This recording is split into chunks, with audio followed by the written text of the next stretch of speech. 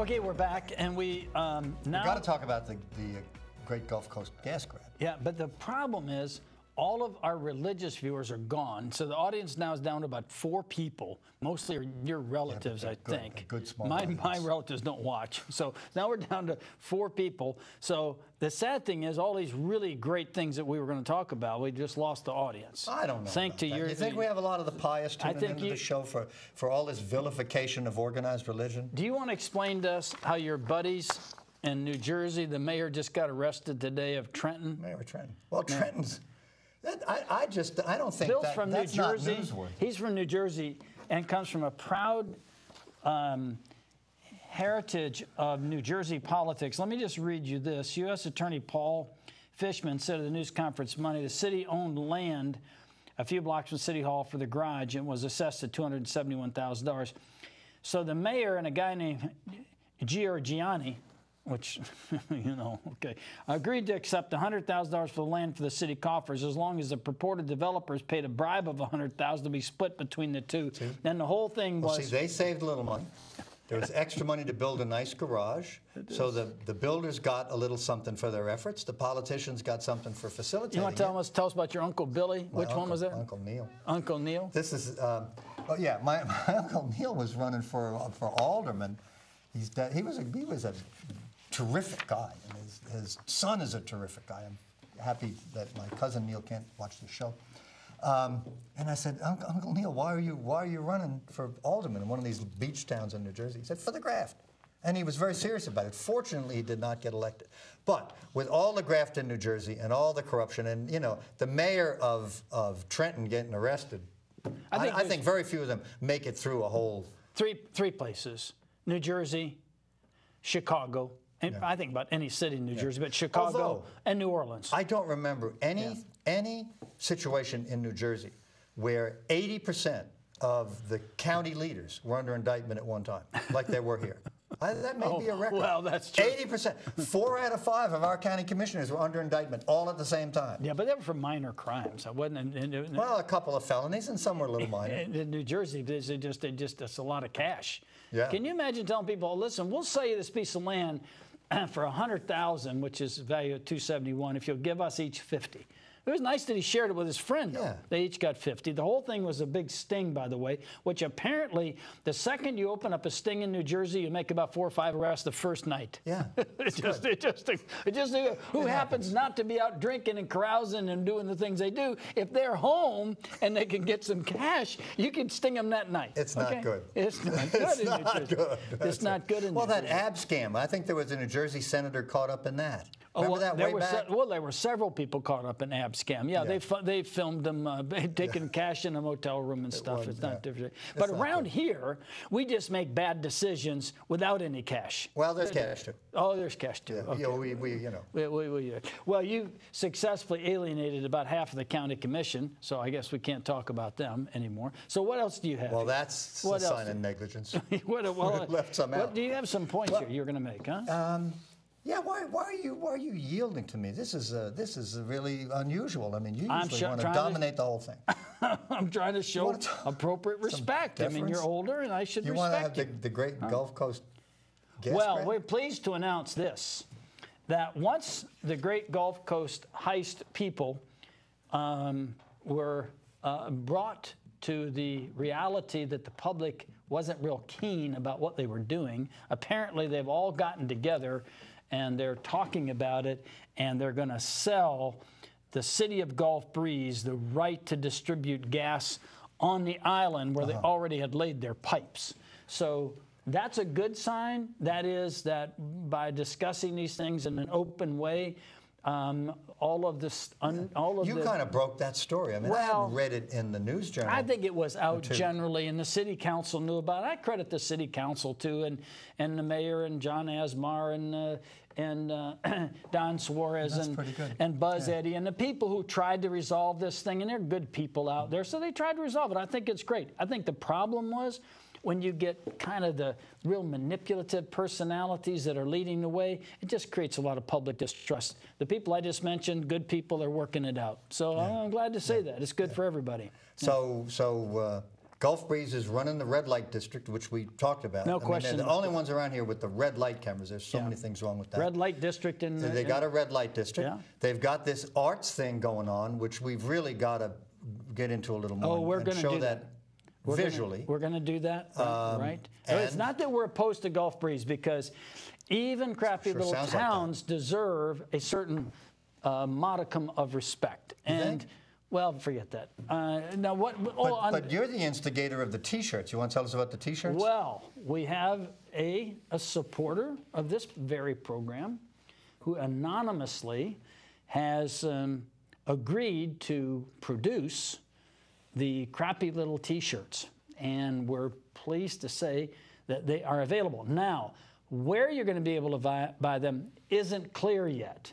But for those of you who are dying to have one, they're wonderful shirts. They're very well designed, very high class, because we wanted to show appropriate respect to Gulf Breeze. So they'll be available. It doesn't say a red light district on there somewhere? It does say that. Yeah, it says red light district, crappy little town, and a couple other things. But the shirts are kind of good publicity for a community, because everybody's going to want to go look at the little town. How does this little... The trouble is you can't avoid it. Well, but I'm saying strangers, going all the way around on the strangers are going to want to come there to see how does a little town like this lose population and make so many bad decisions. How does that happen? I think people are going to be very interested in it. Maybe it's because the aliens quit coming. That could be it. That could be it. That was a big attraction, and they don't show up anymore. Or maybe they're the ones that are running the town. Have you ever thought about that? That could be the problem. Okay. So what else do you have here? So that's enough about. Talk Well, there are two things that happened, and I'm sure there's more than a couple of people thinking, get off religion, have a little respect for religion. You're watching the wrong show. Two things happened in the newspaper just about simultaneously. Found out that the city council is considering getting rid of the blue laws. I don't know where blue comes from. I researched it a little bit. But blue laws are laws controlling people's behavior in favor of religious observances. For example, on Sunday, you can't have certain retail things going. You can't have alcohol, and you can't have bars open. The bars have to close earlier on Saturday or something. And that is, well, it started out with the Puritans, where they'd punish you for falling asleep in church. I mean, they wanted everybody to show up at religious services and be there, and they didn't want any distractions and didn't allow it. Don't they do the same thing at the Pensacola Christian College right now? They punish you if you fall asleep in church? No, I think you're compelled to go to church there as part of the enrollment. Well, a lot of religious schools. No, I'm just talking about right now. That's kind of part of the deal. No, but Catholic High is that way. My kids, when they went there, and they weren't Catholic, we knew that they expected some attendance at religious services as part of the deal. And if you didn't like it, go to another school. And I thought that was fine. Oh, I didn't know that at Catholic High. Oh, yeah. Definitely. You had to go to Mass? Yeah. I didn't realize that. My daughter went to Catholic High for a year. She didn't go one time. Yeah. She didn't go one time. My kid, they had a baccalaureate Mass, I remember. Well, let's talk about Sunday. Why Sunday? And, for example, Catholics go to Mass on Saturday, and the Jewish people worship on Saturday. Why Sunday, indeed? Yeah, so why is it Sunday? Why pick Sunday? I don't know why. Well, that's because the dominant religious group has picked Sunday as their day of observance, and they want to enforce it on everybody else. There was a letter to the editor at the same time as the city council is considering, and the blue law that we've got in Pensacola is you can't sell alcohol in Pensacola on Sunday until it's either 11 or 12 o'clock. And somebody complained to one of the councilmen, well, I'm losing business to people outside the city. Can I ask this question? Restricting me? Who is it that's actually buying booze before noon on Sunday? Are these, whoever wants to, I hope. No, I'm saying, is this common, you think? I think there's a big demand. The guy said he was losing business.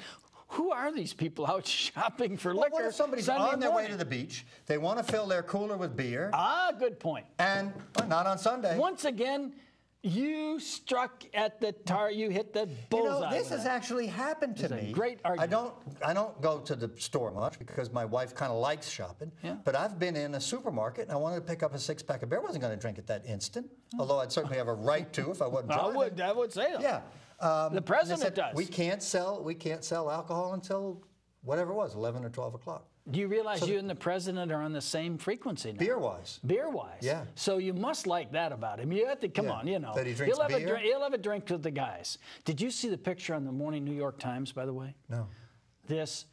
I don't know whether the Secret Service was asleep or what.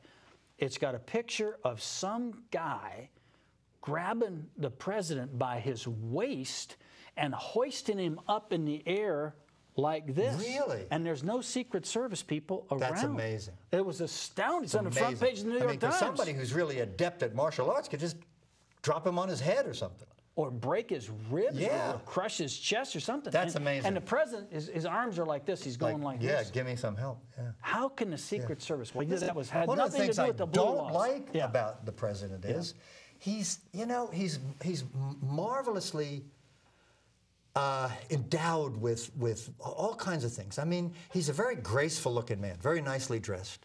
He's certainly a good speaker. We know that. I'm not that fond of him as a speaker. He's very intelligent, and in a way, he's actually kind of an aloof guy. But he's able to have a little bit of the popular touch. He does have he has a good podcast. So he can sell this collectivism, this god-awful socialist crap he's selling, a little easier. So I actually don't like that.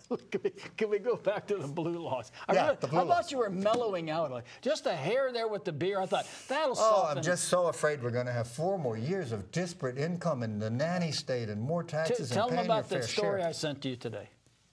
Oh, well, Bob is just so happy to share the news that Obama is really now getting pretty substantially ahead in the polls. He is. He's up a good 6 or 7 points in the swing states. Oh, my gosh. He's going to take him. I think that, you There's know, time. the old white men, this was your last dance.